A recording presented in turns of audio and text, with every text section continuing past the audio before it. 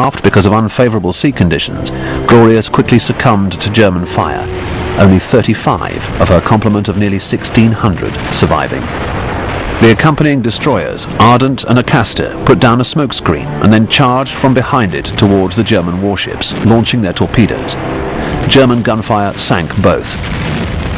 But a torpedo from the Acasta hit Scharnhorst, sending her limping into Trondheim. For the Royal Navy, the Norwegian campaign had ended as it had begun, almost exactly 2 months earlier, with a chance encounter between British destroyers and major German warship.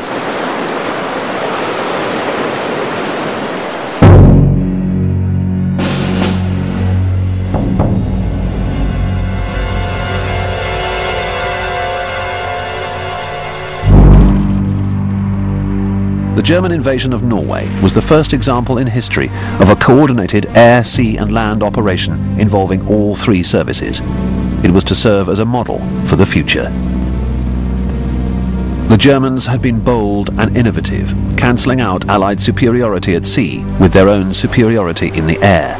By contrast, the Allied performance had been inept to the point of criminality. It was not a case of elderly hidebound British commanders being unable to adjust to a new form of warfare.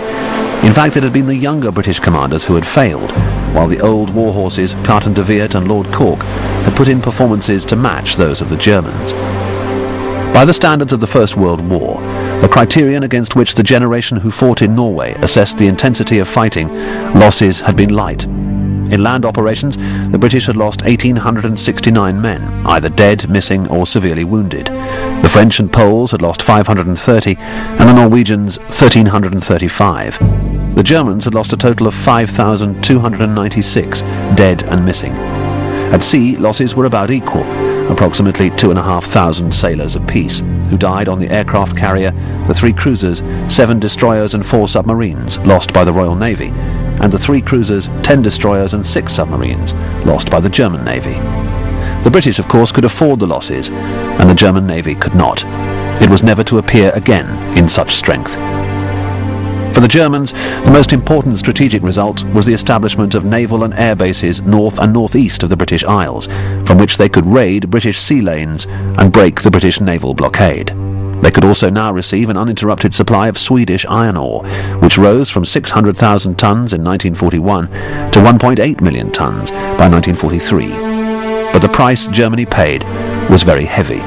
Their success in Norway ensured that Winston Churchill became Britain's leader, and therein lay the seeds of the destruction of the Third Reich.